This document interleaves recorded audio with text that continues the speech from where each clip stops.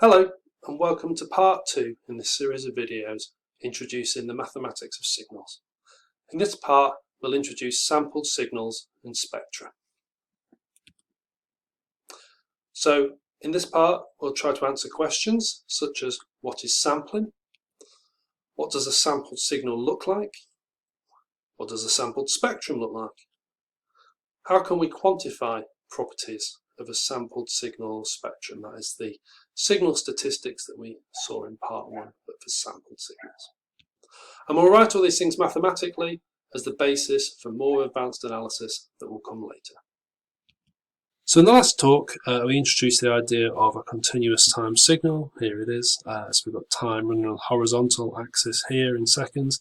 We've got the signal itself, x of t, changing all the way through time on the vertical scale. So if you kind of like, there's no sort of limit to the resolution of this. It's a function at any time. So whether you talk about seconds or microseconds or picoseconds, if you just keep zooming in, you'll always see more data.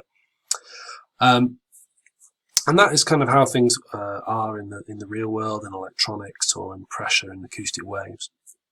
But in digital systems and sampled systems, they are different. What sampling means is that rather than having all this data, we just measure it at certain sampling times. So we will have some sampling times that we will call TK, and those particular values, those particular times, we will know the value of the signal, and we're going to call it XK. And here K is an integer, a sample index. And to sort of indicate that, what we do is we sort of put it in a little subscript rather than putting it in brackets. So that is what indicates this is a discrete time signal rather than a continuous time signal. And essentially what it is now is a sequence of values. So these stems in the plot here are the sample times, and then the crosses indicate the values xk at those sample times. So we've sort of taken lots and lots of little snapshots of where this signal's at. And you'll see that we've missed some details. You know, you hear a lot of people talking about how fast you should sample, what the sampling frequency is, and that is related to the idea that we will sample at regular times, and this is pretty much ubiquitous across the board in audio. It's what you pretty much always do. And so therefore we'll talk about some sample periods, some delta t, so the time between the samples, and all those sample times are just delta t multiplied by the sample index, the integer sample index k. And this relates directly to the idea of a sampling frequency. You know, delta t is what is the time delay between samples. You can equivalently say how many times do you sample per second, which is 1 over delta t. And usually you'd be sampling at something like 44.1 kilohertz or maybe higher for audio, so it's clear that delta t is usually going to be pretty small. And the difference here is that we can't zoom in indefinitely anymore. We only know the data at these times. We don't know what happens in between, and that's going to be quite important later on, but for now we'll just accept that we've just got a series of snapshots. I'm not going to say so much about spectra in this talk, but I'll just introduce the idea that this idea could also be applied here. So we have this continuous spectrum where we're looking at the amount of different frequencies, the sort of amplitude of different frequencies present in a signal. Here we've got more low frequencies on the left and less faster varying high frequencies on the right in this particular spectra. But it's a continuous function, so you could pick any any frequency, you can just zoom in and find more and more detail. You know, what have you got at like 1000 hertz? What have you got at 1000.0001 hertz? That data would always be there. If we start sampling it though, then this is not going to be the case. So we're just going to know the values xn. We'll use a different index n here for sampling frequency, but it's still an integer. We'll only know the value at some sample in frequencies fn. And again, we might think about this being regularly sampled at some sample frequency space in delta f. And you won't see this so much because usually if you're into digital audio, what you'll see is often time domain plots of things, and it's sort of, you'll see all the sort of time domain data, people talk about sampling frequencies. But if you ever see a spectrum and it's been drawn, then it's been computed in this sort of way. So we'll talk later on about how spectra and signals are related, and if you started off with a sampled signal, then you're basically probably going to get out a sampled spectra as well if it's been processed in a computer. And that brings us on to sampled data and computers, because really one of the reasons that sampled data is so ubiquitous is because we have computers. Our computers are very good at storing or processing numbers or sets of numbers, much like our sampled signal. And these days those sets of numbers can be very large, but they're not infinite. And in terms of signals, this means you can't have an infinite length signal. It has to be finite or you can't store it. And also, even if your signal is of a finite length, then you have to have finite resolution. You can't have an infinite number of samples per unit time. You can't keep zooming in forever and always seeing more data. So the upshot of this is, if you're looking at or processing audio data on a computer or some other digital hardware like a digital mixer, then it has to be sampled in some manner. And the computer might try and sort of fool you as you zoom in. It may draw nice smooth lines between the data points to make it look like you're seeing new data, but past some level of zoom you aren't. You're just joining the points up. And this has to be true because your computer only has finite memory. And for sampled data, the most suitable way of storing all the little xk samples, or those values of those samples times, or xn in a spectra, is using a data type called an array. And you can think of this as a sequence of indexed boxes that you can put numbers in. So here's a sequence of boxes, and if you had a variable in your workspace in some code that was an array, then you'd just be given one name for all of these boxes. So I call it my array. And then what you do is you then index those boxes. And the most common syntax is to use square brackets like this, and as you keep increasing the integer number in the brackets, you keep indexing boxes further along. Most software starts with the first box being number 0, though some software is different. And if you were using audio signal data versus time, then you would put all those values, those amplitudes, those different sample times in those boxes, and that would be your series of sample data there in that sequence. Or if you're trying to represent a spectra, so you could plot a graph or something, then instead this would be those values of the spectrum at the different sampling frequencies that you're looking at there. So that's how you might process this. If you want to handle audio data in some software, write your own code, this is probably what you're going to end up doing. Let's just move on now and we'll think about how some simple mathematical operations work on sampled data, so we can sort of build up and get to some of the signal statistics that we looked at last time. So for this, I'll just introduce that there might be 3 signals. I'll say in a minute how they're related. So X, Y, and Z, and these could all be sampled to give xk, yk, and zk at all the different sample indexes k. So the first is if one signal is defined by another plus some constant. So you might call it a shift or an offset. I've got Z is X plus or minus B. And that transfer is really easy to sample data because we knew X at all the sample times and we want to know Z at the equivalent sample times. We can just add that constant onto it. Similar if you're going to add 2 signals, then you might have Z is X plus or minus Y, so you've got 2 sounds from different sources that are adding up and you're hearing both of them. Then again, we know X at all the sample times, we know Y at all the sample times, we want to know Z at the same set of sample times, so this is all pretty straightforward, just add those sample values. If you want to multiply, then again, pretty straightforward. You'll just find that, again, we know the values at the sample time, so it's all pretty easy. And even if you're multiplying 2 signals, you're doing a product, then you'll find that the samples of Z, signal Z, are just the product of the samples of signals X and Y. And this also means that if you have a squared signal, then the samples of that are just the sampled values squared. So this is all quite straightforward. A little bit more subtle, we might think about a delayed signal. So we could be trying to simulate the time that it takes a signal maybe to travel through the air. This is quite common in digital audio. And now we'll just make a note of the fact that we're actually regular sampling, so our sample times are all spaced by delta t. And if this delay tau, so we're going to delay this signal, say z is a copy of x but delayed by tau. If tau is an integer delay, so it's some integer L times delta t, then this is easy.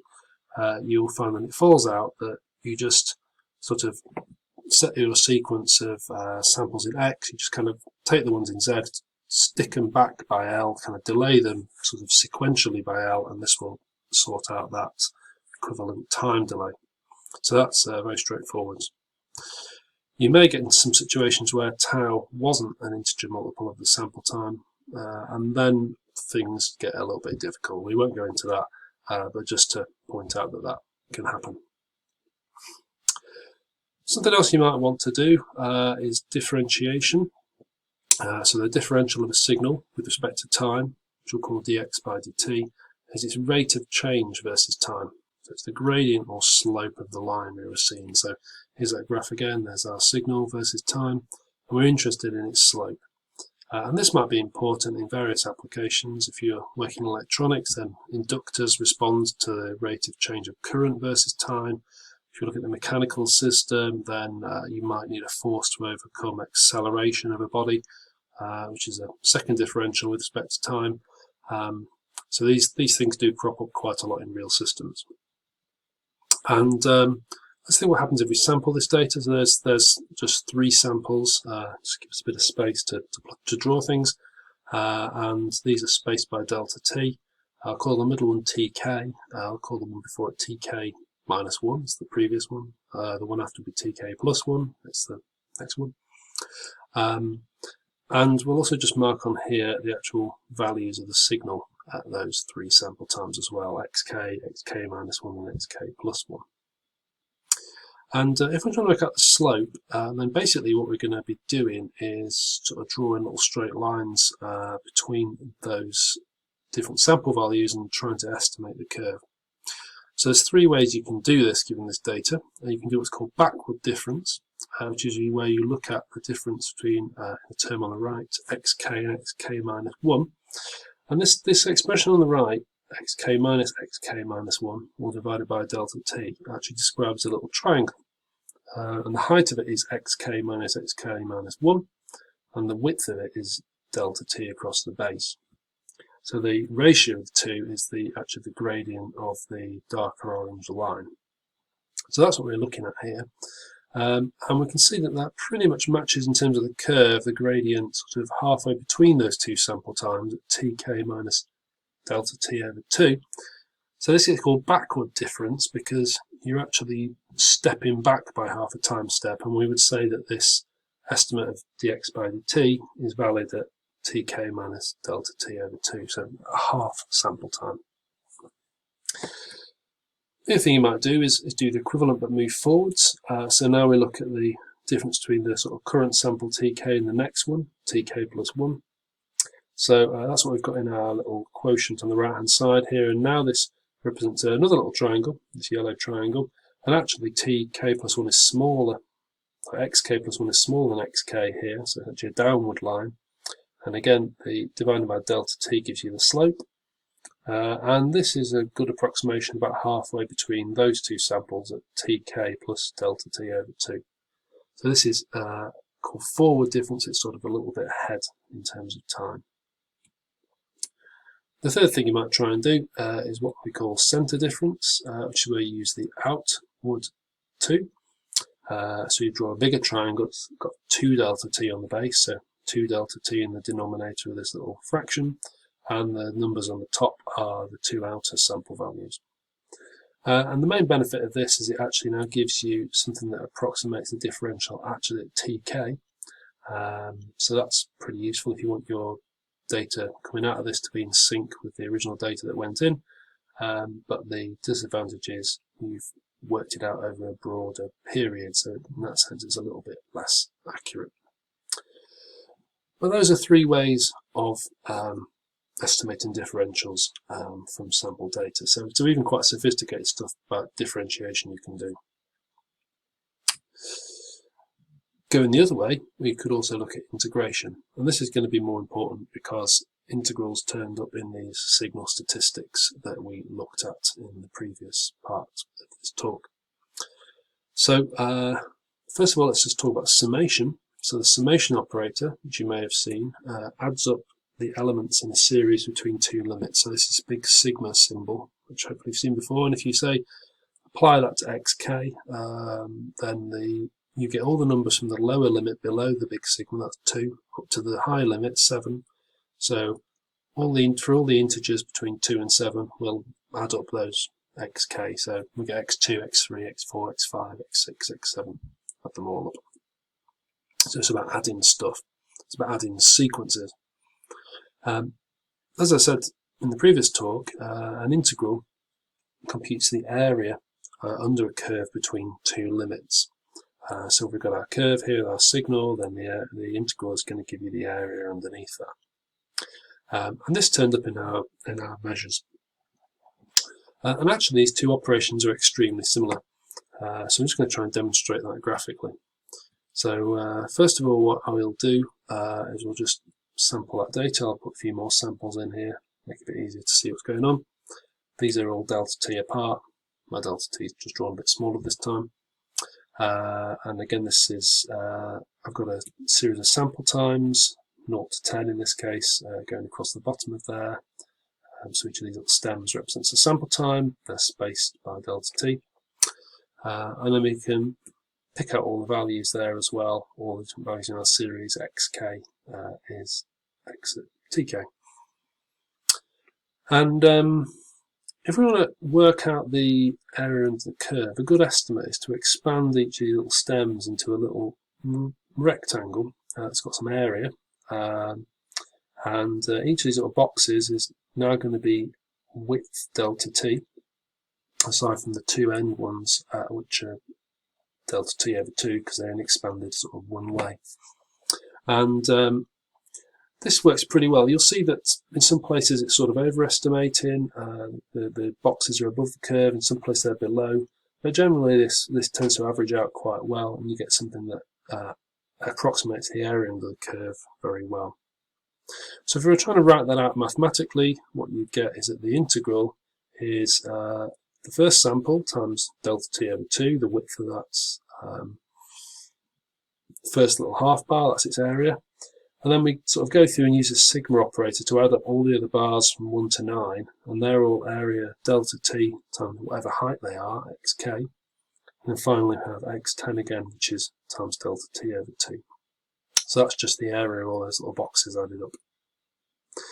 Now we can make a bit of an approximation here, because if you had a lot of these boxes with a lot of samples, then the fact that these first and last two are a bit smaller is going to become fairly insignificant, because there's only 2 of those and lots of the others.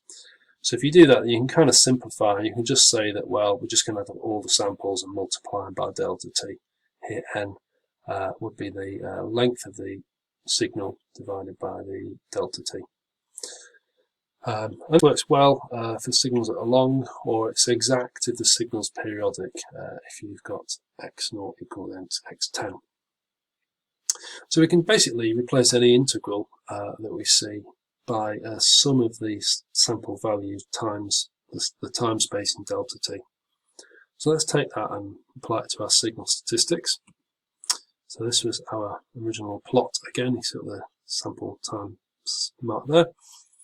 And if you're looking at the, our 3 statistics were the mean of the signal, the peak of the signal, and the root mean squared of the signal. Now peak is easiest. If you've got a max with respect to continuous t, what can you do? How can you best estimate the maximum amplitude? Well, all you can really do is look at the maximum amplitude sample. So rather than saying max with respect to time, we'll just say max with respect to integer sample index k between 1 and n. And that's really the best you can do. You can see here quite clearly on this graph that actually the peak value is going to be underestimated, because it happens between 2 sample times, and that's something that can happen, and that's something that concerns digital system designers. But that's all we can do there. But we can use our new result to make an estimate of the mean, and we can replace that integral with a summation. Now actually in the previous slide I had delta t times this summation, so what's changed? Well, the integral was divided by big T, and using the fact that big T is the number of samples times the sample spacing in time, if you just rearrange that, you can find out that if you had delta t from the previous slide and then the 1 over t from the definition of the mean, then you get 1 over n.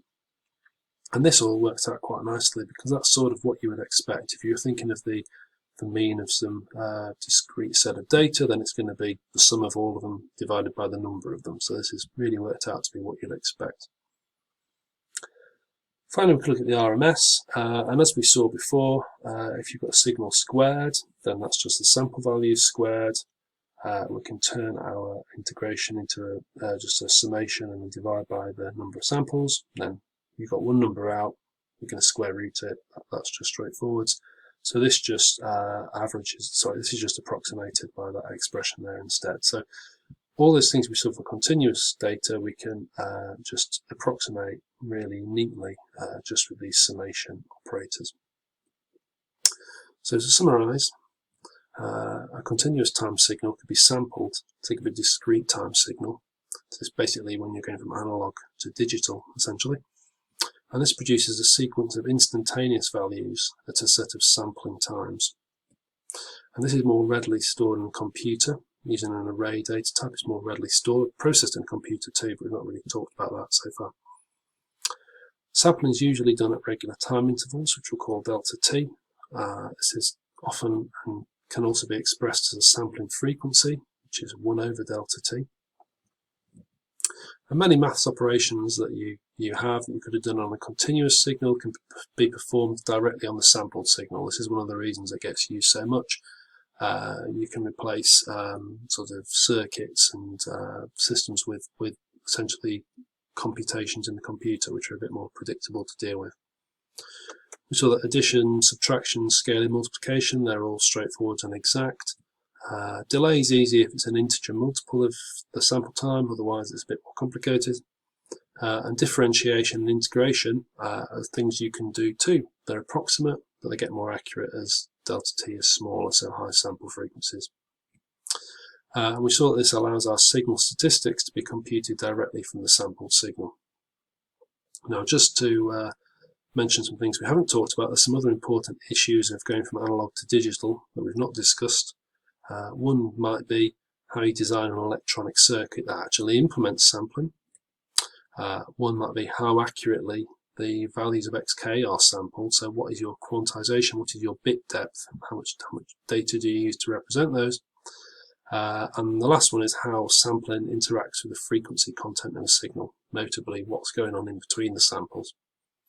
And the first two of these are, well, all of these are very important, and if you do a proper course in digital signal processing, then all of these will come up.